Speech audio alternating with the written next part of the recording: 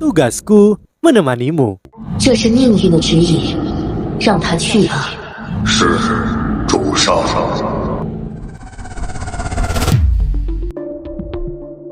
Halo semua, kembali bersama Miminata di sini. Kali ini kita akan menyelam dalam alur cerita novel Solen 3, The Legend of the Dragon King. Sebelum masuk ke dalam cerita, Mimin ingatkan jangan lupa like, comment, and subscribe. Tanpa berlama-lama, Solen 3, The Legend of the Dragon King. Mari kita mulai. Bisakah dia mengendalikan kekuatan dari sisik naga itu? Buah kristal es 100 tahun, buah api merah 100 tahun, 10 tetes darah dari monster roh tipe naga. Hanya dengan nama-nama benda itu, dia dapat merasakan bahwa itu tidak mudah ditemukan.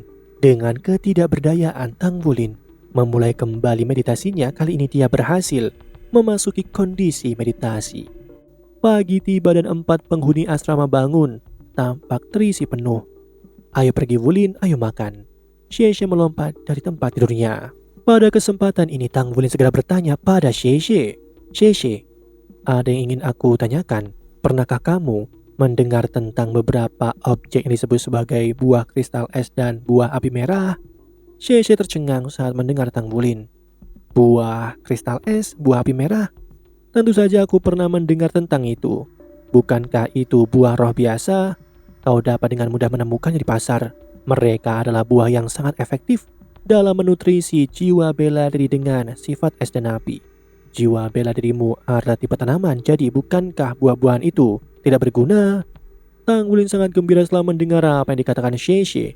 Ia paling takut tidak ada yang tahu barang-barang ini atau di mana mendapatkannya. Lalu, apakah buah roh itu mahal? Tang Wulin merendahkan suaranya saat bertanya lebih lanjut. Xie berseru, lumayan. Masing-masing sekitar 10.000 hingga 20.000 kain federasi, tergantung kualitas. 10.000 sampai 20.000, ini adalah jumlah yang mampu dia bayar. Tang Wulin menjadi cerah. Jika kualitasnya bagus, apakah itu berarti itu seperti buah kristal es 100 tahun dan semacamnya? Xie segera memutar matanya. Tolonglah, gunakan akal sehatmu. Buah roh 10 tahun akan dianggap cukup bagus. Buah 100 tahun hanya akan ditemukan di tempat lelang dan akan dianggap sebagai harta roh. Jika itu buah 1000 tahun, maka itu akan dianggap sebagai harta surga dan bumi. Arti dari harta surga dan bumi adalah bahwa itu akan dianggap tak ternilai harganya. Tang Wulin tertawa getir. Lalu berapa harga buah kristal es dan buah api merah 100 tahun? Xie menjawab. Kedua buah itu lebih sering terlihat dibandingkan yang lain, tapi permintaannya juga cukup tinggi. Dengan demikian, harganya masih masuk akal. Menurutku, biayanya mungkin 80.000 hingga 100.000 koin federasi untuk setiap itemnya. Tang Wulin terpesona ketika mendengar harganya. 80.000 hingga 100.000 untuk setiap objeknya. Mengikuti penjelasan cahaya emas bahwa dia hanya memiliki setengah tahun untuk menemukan barang-barang ini. Bagaimana dia bisa mendapatkan kemampuan untuk mendapatkan uang sebanyak itu? Melihat keanehan ini, Xie segera bertanya pada Tang Wulin. Wulin, apa yang terjadi denganmu? Mengapa kau menanyakan hal ini secara tiba-tiba? Buah roh tidak banyak berguna bagi kita karena efek pengobatannya terlalu kuat. Mereka bahkan mungkin membahayakan nyawa manusia. Kecuali jika itu adalah situasi yang unik, itu tidak akan menjadi sesuatu yang biasa untuk kau gunakan. Itu mungkin bisa mempengaruhi fondasi kita. Bahkan mungkin ada efek sampingnya. Buah 1000 tahun harus dikecualikan, namun itu bukan hal yang bisa diperoleh sembarang orang dengan mudah. Buah roh 1000 tahun juga bisa dianggap langka seperti binatang buas. Jika mencapai 10.000 tahun, itu bahkan akan memiliki jiwanya sendiri. Suasana hati Tang Wulin berangsur-angsur menjadi tenang, dan dia melihat ke arah Xie. Xie, bisakah kau membawaku ke rumah lelang selama hari libur minggu ini? Aku belum pernah menginjakkan kaki di rumah lelang sebelumnya. Tentu, Xie setuju tanpa berpikir dua kali. Xie pergi untuk mandi. Di sisi lain Tang Wulin mengambil komunikator jiwanya untuk menghubungi seseorang. Wulin, ada masalah apa? Suara akrab Mang Tian mengalir dari ujung komunikator. Guru, apakah Anda akan datang ke kota Lo Timur selama hari libur minggu ini? Tang Wulin bertanya. Mang Tian berseru, "Mengapa? Apakah kamu memiliki beberapa pertanyaan tentang penempaan?" Tang Wulin menjawab, "Tidak, tapi ada sesuatu yang ingin aku diskusikan dengan Anda." Mang Tian terdiam beberapa saat sebelum berkata, "Itu bagus. Guru juga punya sesuatu untuk didiskusikan denganmu. Aku akan datang pada sore hari pada hari istirahat ini." "Ya, aku akan menunggu di bengkel," jawab Tang Wulin dengan hormat. Mata Tang Wulin menerawang jauh. Segel itu ada di sana, tapi dia hanya punya waktu setengah tahun. Yang paling dia butuhkan sekarang adalah uang. Dia perlu mendapatkan lebih banyak uang, namun dia tahu betul bahwa dengan situasinya saat ini tidak mungkin. Dia harus memikirkan beberapa cara lain. Makan, belajar, turnamen, promosi kelas. Hari-hari berlalu dengan cepat. Trio Tang Wulin ditunjukkan ke kerumunan berkali-kali sepanjang hari. Tentu ini karena kejadian di gerbang masuk sehari sebelumnya.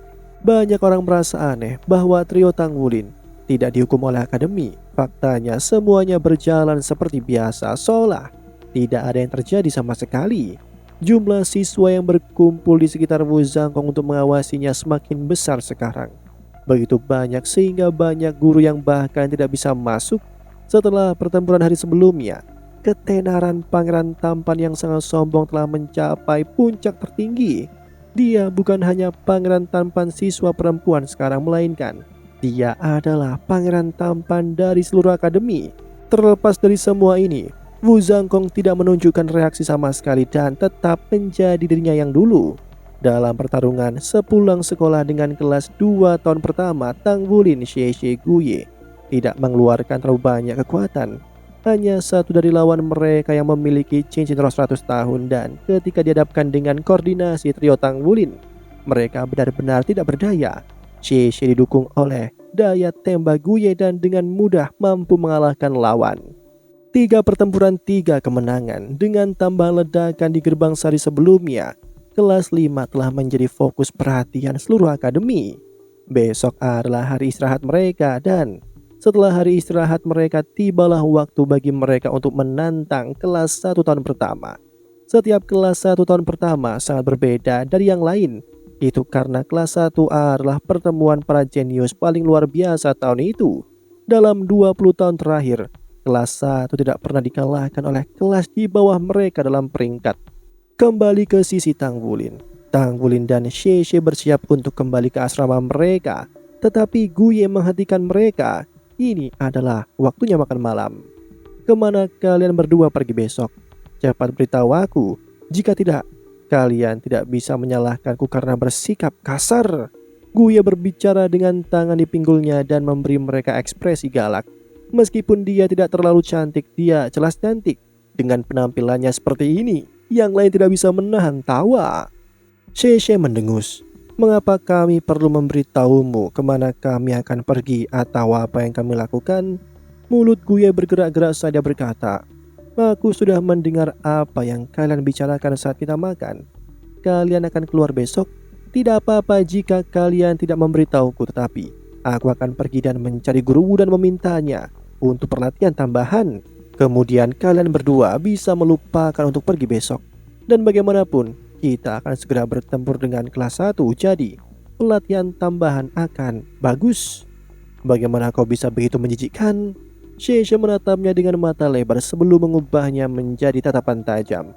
Guye dengan dingin mendengus, "Aku hanya menyebalkan untuk ini. Apakah kau punya masalah? Apakah kau akan memberitahuku atau tidak?"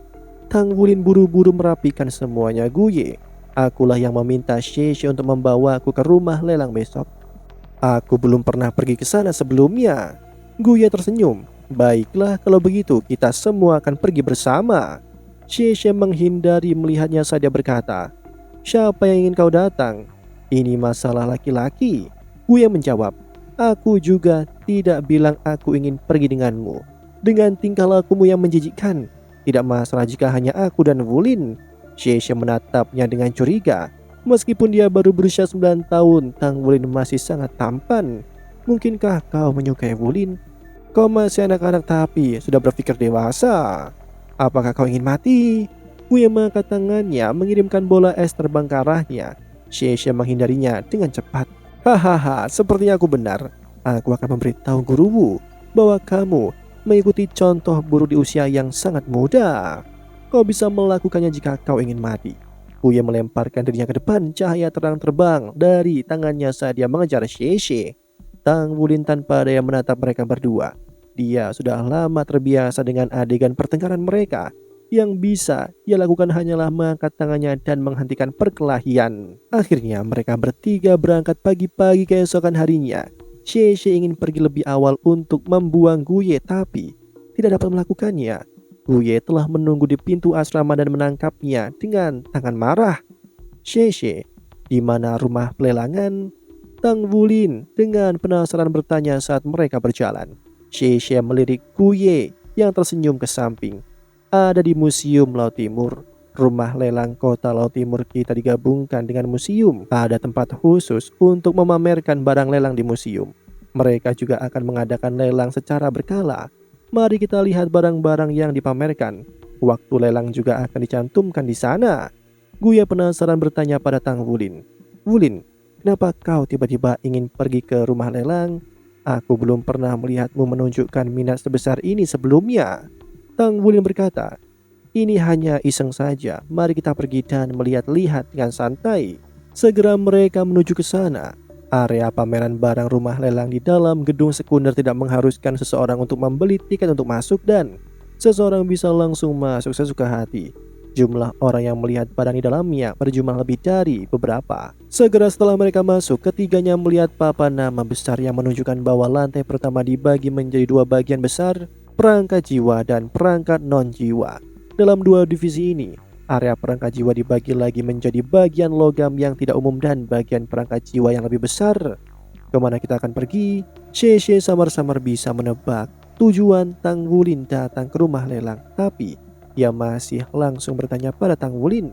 Tang Wulin berkata, mari kita pergi ke bagian perangkat non-jiwa. Aku ingin melihat apakah mereka melelang dua buah yang aku ceritakan tentang hari itu. Buah roh? Kau ingin membeli buah roh? Gue penasaran bertanya. Tang Wulin berkata, aku tidak terlalu ingin. Aku hanya sedikit penasaran dan ingin melihatnya, itu saja. Meskipun Sheshe dan Guye adalah temannya, masalah yang berkaitan dengan Raja Naga Emas terlalu mengejutkan untuk diberitahukan kepada mereka.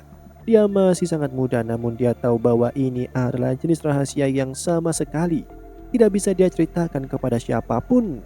Kalau begitu, mari kita lihat. Jelas ini bukan pertama kalinya Sheshe di sini. Dia merasa nyaman saat dia membimbing dua lainnya ke ruang pameran. Lingkungan mereka dipenuhi dengan etalase kaca yang sangat besar. Di dalamnya ada banyak hal yang belum pernah didengar oleh Tang Wulin sebelumnya. Barang termurah masih akan berharga setidaknya 100.000 koin federasi. Casing kaca ini semuanya diproduksi menggunakan panduan transparan khusus dan jelas tidak dapat dibandingkan dengan kaca biasa. Ini adalah bagian buah roh. Pergilah dan lihat nanti. Luas ruangan itu kira-kira 300 meter persegi. Itu berisi semua jenis buah roh dan tanaman langka. Setiap buah roh memiliki deskripsi yang menyertainya. Berbagai buah roh langka muncul. Itu hanya berumur puluhan tahun, namun harganya sudah ratusan ribu koin federasi. Semuanya sangat mahal. Tang Wulin melihat semua buah roh ini dan ingin menangis. Demikianlah alur cerita novel Solen 3 The Legend of the Dragon King. Sebelum Mimin akhiri, Mimin ingatkan jangan lupa like, comment, and subscribe, karena tugasku kan selalu menemanimu.